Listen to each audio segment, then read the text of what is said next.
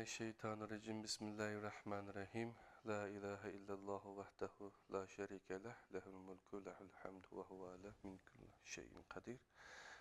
Kadirli kıyımdaşlar, biz 6. saatlik dersimizde Kur'an nuri astıda tarikatçılıkın nazar degen munu kitapını birlikte Abdur'unki kiriş sözü muharririnin begişlemesi Enes Alım oğlu ustazdınki ve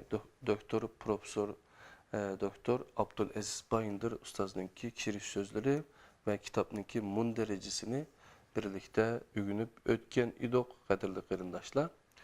Bizim bu programımız Kur'an nuru astıda tarikatçılıkın nazar degen şu kitapını birlikte sizler bilen okup ötüş şeklinde devam kılıdı. Bu kitapnınki asli Türkçesi Kur'an ışığında tarikatçılığa nazar, yani Kur'an ışığında tarikatçılığa bakış degen mavzuda Süleymaniye Vakfı yayınları tarafından ve neşriyatı tarafından neşir kılıngan kadirli kıyımdaşlar.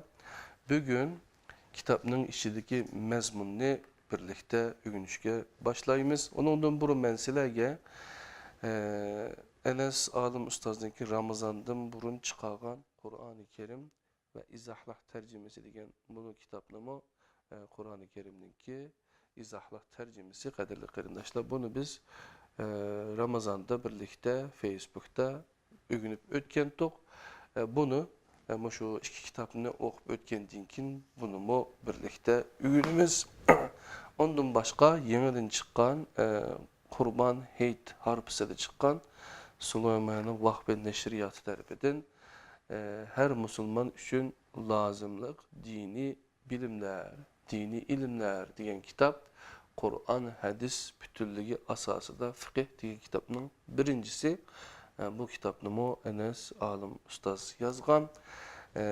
Enes Alım Ustaz mı şu Süleymaniye Vakfı'da işleydi.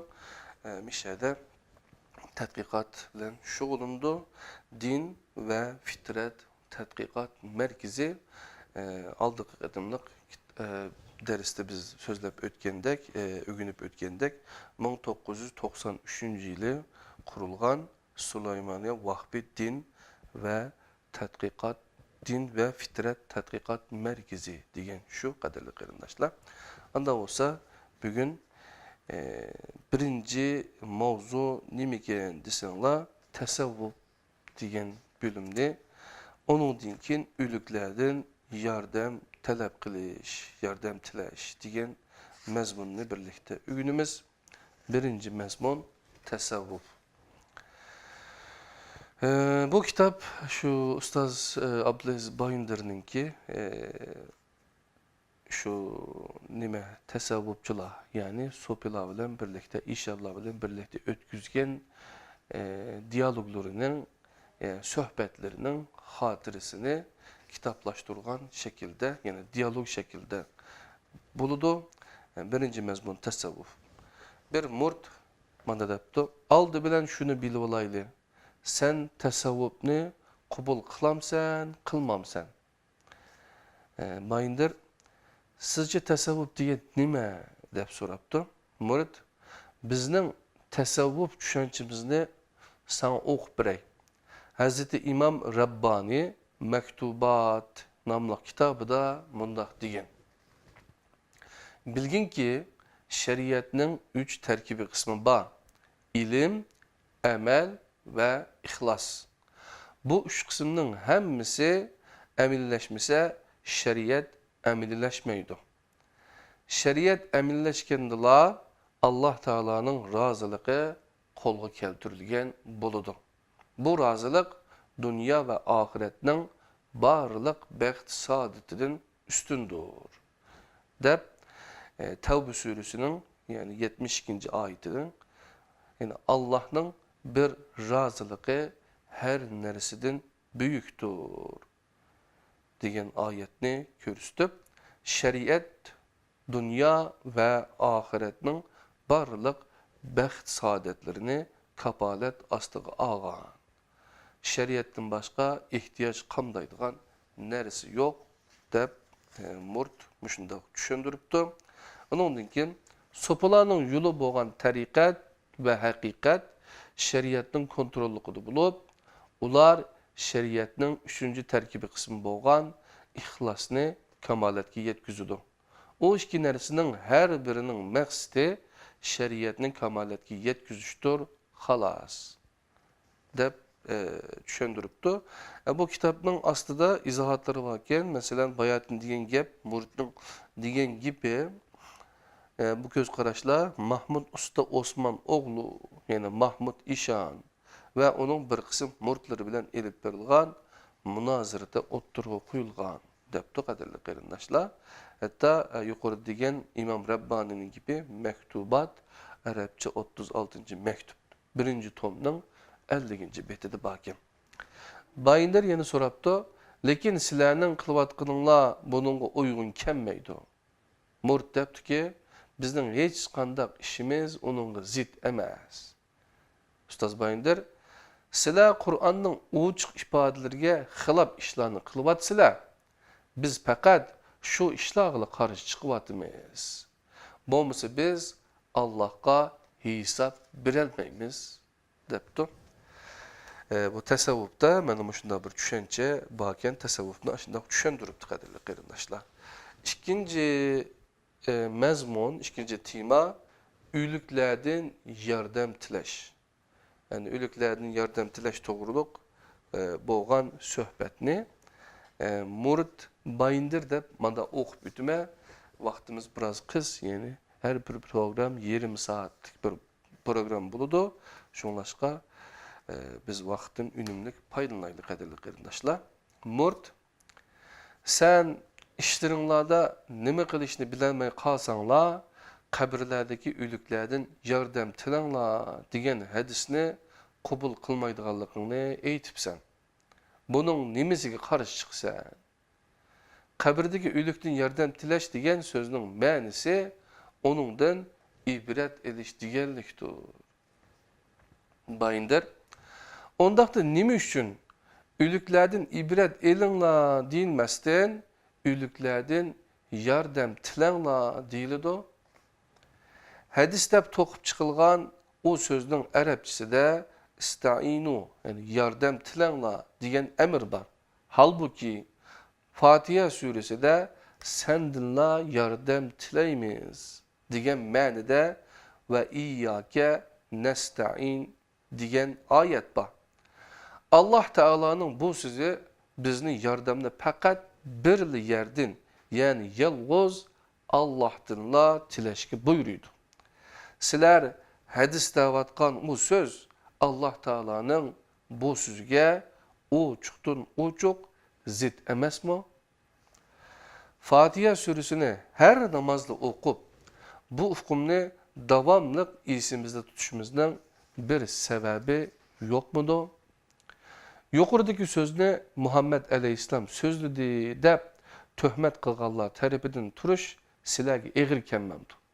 O'ylab baqmamsizlar. Asosiy vazifasi insonlarga Qur'onni yetkazish bo'lgan Muhammed Aleyhisselamning Qur'onga zid bir so'zi bo'lishi mumkinmi? Yana kelib, bu so'zni onundan anlagan kishi yo'q. Onun bilan birlikte yoki onundan keyin yashaganlardanmi buningga o'xshash so'zni so'zlagan kishi yo'q. Buni naql qilgan sahih bir hadis kitobimi yo'q. Bularning hech biri mavjud emas. Buni sizlarga bildirgili xili uzun bo'ldi. Lekin bu to'g'risida sizlarga bir narsa topolmadinglar. Chunki yo'q narsani topqil bo'lmaydi-da. Murt Ecduni'nin Keşful Hefa namlı kitabıdır bağı. Onun kitabıda boğallığı biz için yeterlik. Ecduni katlı bir hadis alımıdır. Ama İbn Kamal'ın El-Erbe'un namlı kitabıdan algan iken. Bayındır, Ecduni o kitabını halk arasında hadis namı bilen tonulgan sözlerinin doğrusu bilen hatasını ayırış üçün yazgan. Şuna o kitapta nur kılgan to'qilma hadis bor. Ecluni mezkur kitapning beshida Hafiz İbn Hajarning shu so'zini naql qiladi. Kim asli bo'lmagan hadisni naql qilsa, o Buxoriy rivoyat qilgan munu hadisning mazmuni doirasiga kiradi. Kim mendin so'zlamagan bir narsani naql qiladi ekan, cehennemde turadigan yeriga hozirlansın. Yani İsmail İbn Muhammed el-Elcuni Keşful Hafa Beyrut 1988 yıl neşri 1. tom 8. bette baken kadirli qarindoshlar. Ecluni kitabıga kirgizgen hadislerinin menbelerini körüstüdü. Yuqorqi söz to'g'risida faqatla İbn Kamal Paşa'nın El-Erbaun namlı kitabıda mushundaq zikir qilingan deydi. İbn Kamal'ның mazkur kitabı qaraydigan bo'lsak, hadis deb ko'rsatilgan bu söz uchun hech qandaq manba ko'rsatilmaganligini ko'ramiz. Yavuz Sultan Selim'ning Shayxul Islomi bo'lgan İbn Kamal'ның Peygamber aleyhisselamni ko'rmaganligiga qaraganda hech qandaq asosi bo'lmagan bu so'zni hadis deganlar cehennemde turadigan yeriga hozirlanishi lozim. Bu yerdeki izohatlar varken qadirli qarindoshlar, bu kitapta izohatlar berilgan. Bu izohatlarni kitapni o'zinglar setib olib yoki bo'lmasa to'g'ridan tushirib o'qib, yoki bizdan talab qilsanglar ibatib beramiz. Shu yerdan ko'rib olsanglar bo'ladi. Vaqt cheklimiz tufaylidan bu izohatlarni o'qishga vaqtimiz yetmayotdi. Ondan keyin Murd debdiki, tirik bir insandan yordam so'ramamdiq. Bir evliya ölse, onun ruhi qinidan chiqqan qilichga o'xshash bo'ladi. Shundaqla texmi ko'p yordam qila oladigan holatga keladi. Shuning bilan ular nurg'ulg'an ishlarni qiladi. Bayindir. Tirik insandan yordam so'rash masalasi to'g'risida keyincha to'xtalamiz. Hozircha bunu savolimga javob berib beqing. Evliya ölgende onun ruhi qinidan chiqqan qilichga o'xshash bo'lganligining Qur'on ve hadisdan delili bormi? Peygamberimiz Muhammed Aleyhisselam'ın vafot bo'lgan. Onu esliginimizde ve kabrisini ziyaret kılgınımızda onun durut ve salam yollayımız. Yani Allah'ın bereketi ve ebedi bəxit, saadet işi de bolsun deyimiz. Bu arkalık Allah'tan Peygamberimizge boğan inamını texmo ziyade kılışını tileyimiz. Lekin hiçbir duayımızda onundan bir nerse tilemeyimiz. Çünkü o takdirde biz Hristiyanlığın İsa Aleyhisselam'a kılganlarını Muhammed Aleyhisselam'a kılgan bulumuz. Bu azgınlıktan başka neresi bulmaydı. Siz bayağı ölgen evliyanın texmi köp işlerini kılıdığanlıqını eğittiniz. Deliliniz nime? Murd. Bir evliya ölgende onun ruhinin qinidan chiqqan qilichga o'xshash bo'ladiganligini aytgan katta ulamalar bor. Bayindir. Lekin her nersini biladigan Allah'ın kitabı nahayet roşan halda bunun sizlar aytgandek emasligini jakalab mundaq deydi. Allah ruhlarni o'lgan chig'ida oladi. Ölmegen ruhlarni uxlagan chig'ida oladi. Andın ölümüge hüküm kılgan ruhlarını tutup kalıdı ve başkalarını belgilengen müddetçe koyup bördü. Bunun da tefekkür kıldığın kavm için ayetler var. Zümer Suresi'nin 39. Suresi'nin 42. ayet. Bununla asasen Allah ölüklerinin ruhlarını bu dünya bilen ahiret oturusundaki bir yerde, yani berzah aleminde tutup durdu. Allah Teala kabirlerdeki ölükler hakkında mundaq deydi. Tirikler ve ölükler o'xshash bo'lmaydi. Allah xaligan kishiga anıltıdı. Sen kabirlerdeki kişilerge anlatanmaysan.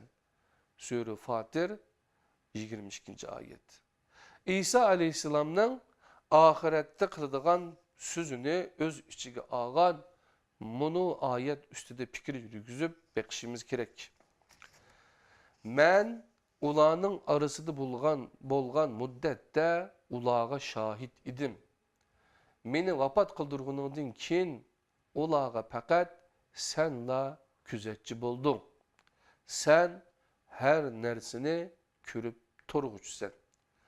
Maide suresi yani 5. sureninki 117. ayetinin bir kısmı. Uluq Peygamber İsa aleyhisselam ölgenden kin ümmetinden habersiz bolgan yada ölüp ketken evliyanın ruhinin qinidan çıkan kılıçqa okşaş buluşu mümkün mu? Tüvendeki ayet bu münazırını ahırlaştırış gerek.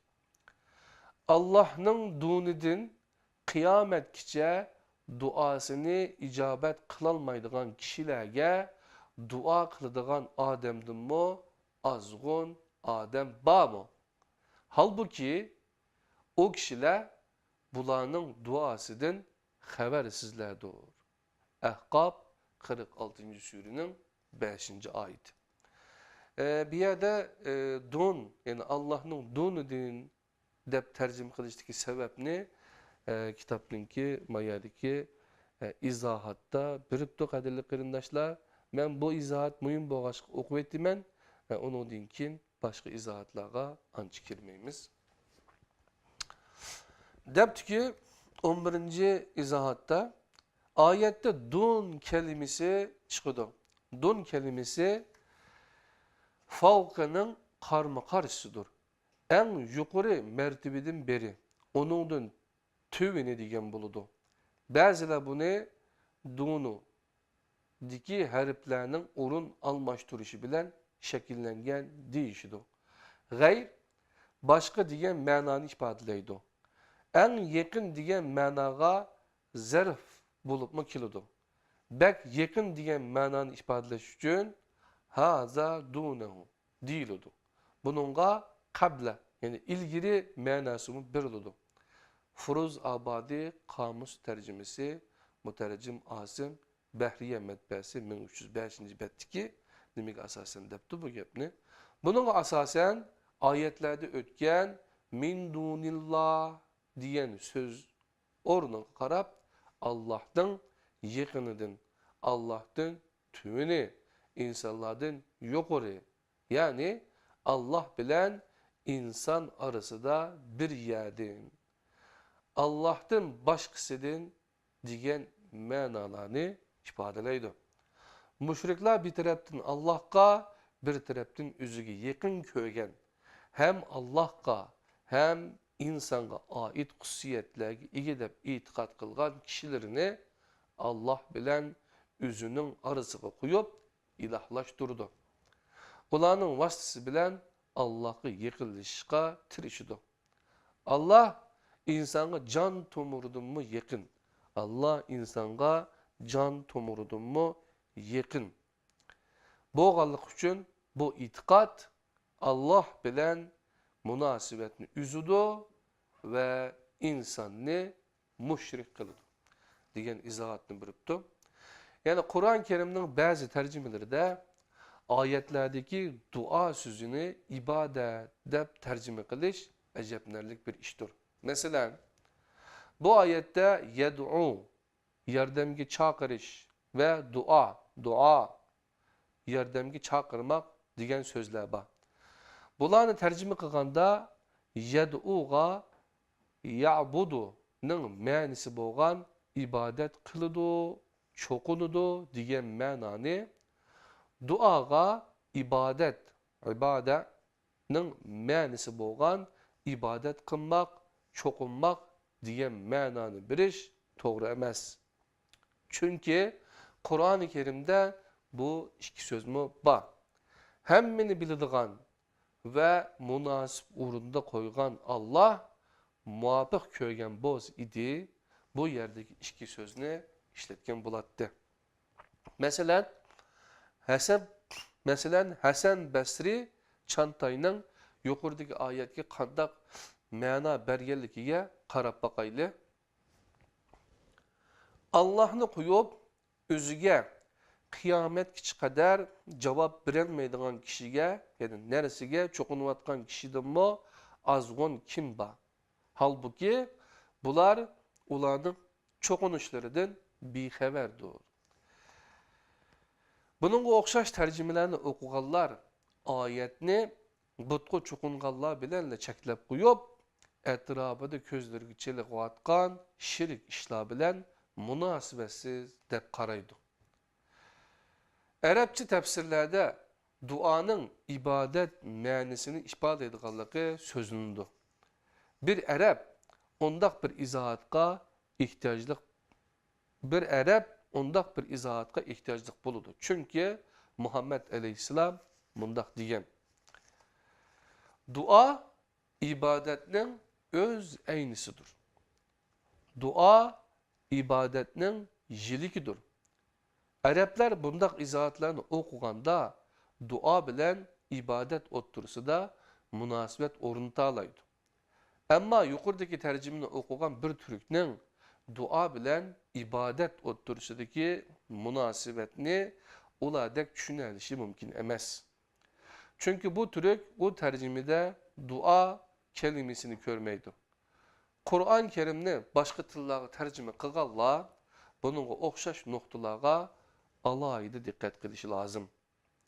Hasan Basri Çantay'ın bu tercümesi de min dunillah ifadesi Allah'ını koyup dep tercüme kılıngan. Bu birini adetten taşkırı yolla arkalık, yardımcı çağırgucunun Allah'ını yok dep kargallıkını köstürdü. Halbuki bunda kişiler Allah'ını yok dep itikat kılmaydı. Eksçe, ula yardımcı çağırgan kişisini bir taraftan Allah'a, yeni bir taraftan üzüge yakın dep karaydı. O kişi de hem Allah'ın hem insanların hususiyetleri barlığı itikat kılıp, üzünün onun vasıtası bilen Allah'a yıkılış alaydıganlıqıga ve tileklerinin onun vasıtası bilen kabul kılındıganlıqıga işinidir. Bu bolsa o kişini ilahlaştırganlıktır. Allah insanga can tumurdun mu yakın boğanlığı üçün ondak itikat Allah bilen boğan münasibetini üzvetidu ve o kişini müşrik kılıvetidu. Bu insanların asaslık hatalıqıdır. Emin ettim o şeytanlar insanını Allah namı bilen azdurdu. Allah Teala mundak deydi. Köp aldığı yani şeytan sileni Allah bilen aldımısın. Lokman suresi 31. sure 33. ayet. Yani Arapçası vela yugarrennekum billahil garur diyen ayet ne demekçi? İnsandan ve cinden boğan şeytanlar Allah'tan gayrige kul bulması gerek boğan insanı bu yol arkalık üzüge kul kılıdı. Şeytanı bu şekilde kul boğanlar Allah nazil kılgan birer delilge emez, belki uluglardan rivayet kılıngan sözlerge asaslanıdı.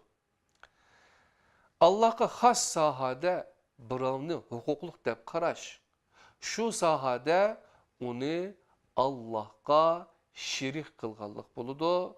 Bu bo'lsa shirikdir. Shunga yuqorigi oyatdagi min dunillah ifodasi Allohning yaqinidan deb tarjima qilinishi kerak. Ateistlar Allah'ni yo'q deb e'tiqod qiladi, deb qaraladi. Lekin ular bir musibetki yoluqqanda Allah'a sığınıdı. Bu ularning ameliyette Allah'ni yo'q deb e'tiqod qilmaydiganligini ko'rsatdi.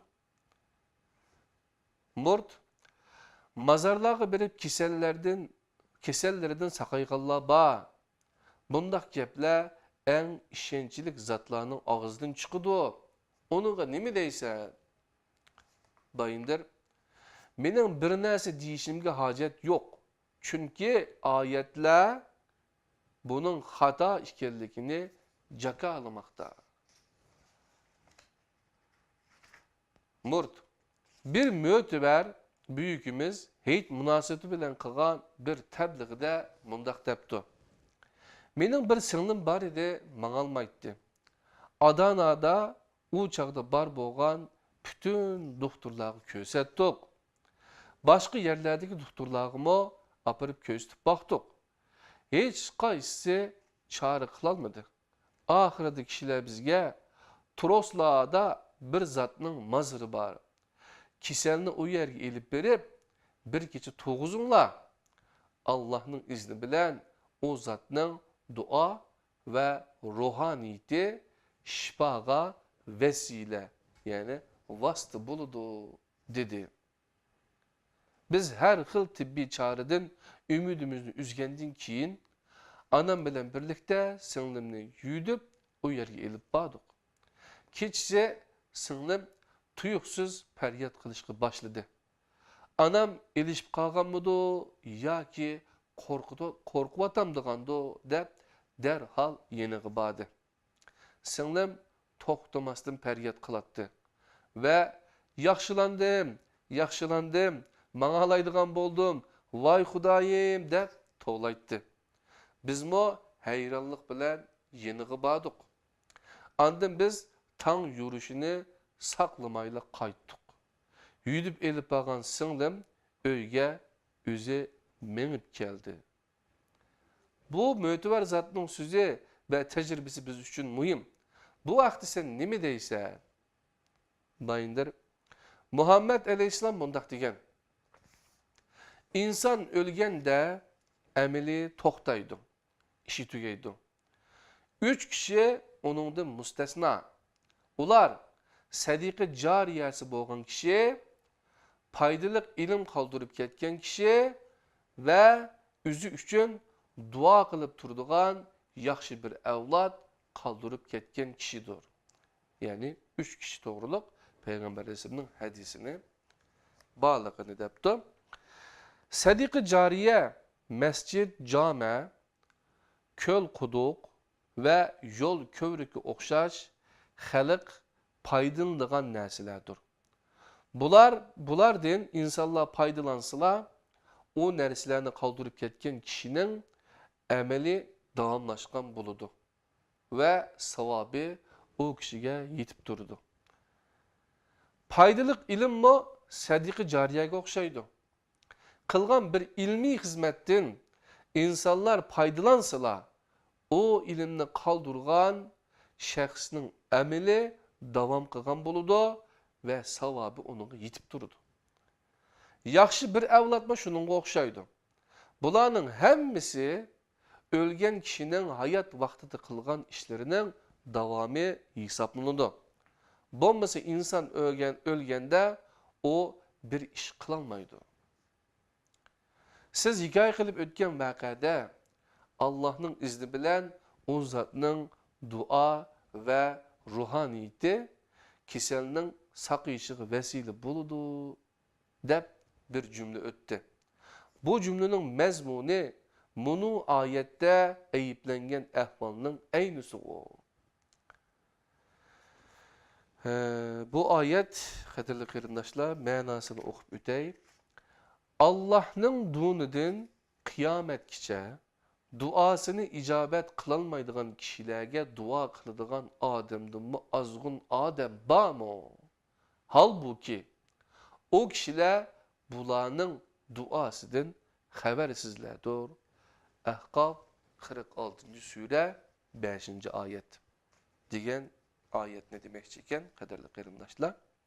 Ölüklerinin tiriklerden qandaq mı xəbər bolsun? Bu ayetni nazil qılgan Allah o zatның ruhaniyetini qandaq mı kiselinin saqıyışının vasıtısı qıson? İnsanların aldığa dini dahi süpütede çıqqanlar Kur'an okumamdıgandı. Her xil tibbi çareden ümidini üzgendin keyin bir ölüknün qabrisiga berip onundan şifa ümid qilish aqilani bir ishmi? Tefekkür kılıp bakmamsılar. Tiriklerinin kılalmağını bir ülük kandakma kılalısın. Allah Teala mındak deydi. Yani mənisi tirikler ve ülükler okşaş bulmaydı. Allah halıgan kişiye anlatıdı. Sen kabirlerdeki kişilerge anlatanmaysan. Fatir suresi 35. sureninki 22. ayeti kadirli qarindaşlar. Xalq hürmet kılıdığan kişilerinin asassız işlerini kılışı, yeni kilip onu insanlığa xuddi bir yaxşı iş qılğandak anlatışı nemi degen yaman işe? Murt, ben bu zatның toğru sözlügenligiga bütün kalbim bilen işinimen. Sen onun toğru emasligini da'va qilib atamsan. Bayındır ustaz Murtqimanda cevap beripti. Bu da'va emas, belki ayetlerinin hükmüdür. O bimar kesilidin rastını saqayıp ketken buluşu mümkün. Ama bunun sebebi her gizmo o mazarda yatkan zatның dua ve ruhaniyeti emas. Eğer ondaq buludağan boz idi, o mazarlıqның etrafıga asfalet yolla, mihman kütüş ve ötenler yasalgan bulattı. Aslında biz sırat körüküdün bu dünyada ütümüz. Hata birilgen bir tabir. Yani bir dersin tabirini demekçi. Bizden doğru yoldan çıkırıp etişim mümkün. Mesela Rufai ve Kadiri tarikatlarına mensup kişiler tenlerine zıhpa turdu. Bazılar bunu aşı tarikatlarına has bir karamet dep qaraydı. Yine qaraydığan bolsak, hindi diniga işindiği Allah'ımı hususi dini küllürde tenlerine bilekte kumuşlarını bir menzidin paturup yine bir menzidin çıkırdı. Eğer Kadirilanın kılgaları bir karamet buluduğun bolsa, Hindilanın kılmışları tekimi çoğun karamet hesaplanış gerek. Aslında her iki grubun kılgalarının din bilen hiç kandak alakası yok. Hata tarifi onu din bilen münasibetli kılıp körüstüştür. Bu bir xil gipnoz vakasıdır. Gipnoz oxşamagan usullar bilen elip berildiğan, uxlaganga oxşaş halatga keltiriştir. Bu arqılıq bir kiselni mez qılmayla operasiya qilishmi mumkin. Men televizorda bu usul bilen elip berilgan bir ming operasiyasini gördüm. Doktor operasiya qılınayotganda kiseldin ağrıq his qılgan, qılmaganligini sorubidi. Kisel gıdıqlanışqa oxşaş bir sizin barligini, amma ağrıq his qılmaganligini aytdi. Depti Ustaz Bayındır. Demek kadirli qarindaşlar, vakit münasebeti bilen bugünkü Kur'an nuri astıda tarikatçılıkın nezer degen bunu kitapta birlikte ügengen dersimizdeki ikincisini bir yerde tamamlaştırışka aldıda turvatımız. Kitabının asli kulağımdaki bu Kur'an ışığında tarikatçılığa bakış. Yani Profesör Doktor Abdülaziz Bayındır Ustaz'ın kitabı. Bu 8. baskısı iken, yani 8. katın besilipti bu kitap. 2015 yılı 8. basması. Bu kulumuzdaki bu kitap Uygurcası bu 2012 yılı besilgan iken kadirli qarindaşlar. Bu birinci basması kadirli qarindaşlarım.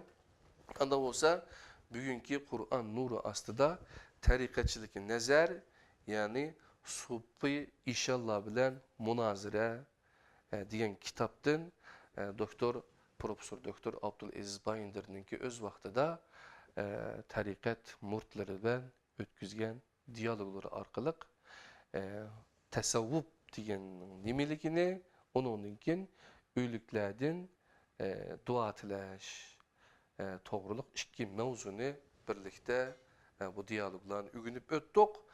Ustaz Kur'an nuru aslında bularınki hata işkellikini cevaplaptı.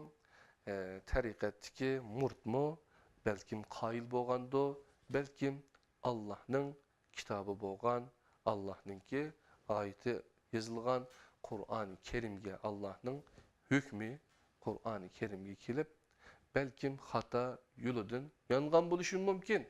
Bizning memleketimizde mi, Şarkı Türkistan'da mı nurgulluğun mazalarına tavap kılıdıgan, hatta mazanı tavap kılmagan, hocamlarının mazarını tavap kılmagan yiğitke kızını beğenmeydigan, aşındak adetlerimi bağ kaderli kıyırındaşlar.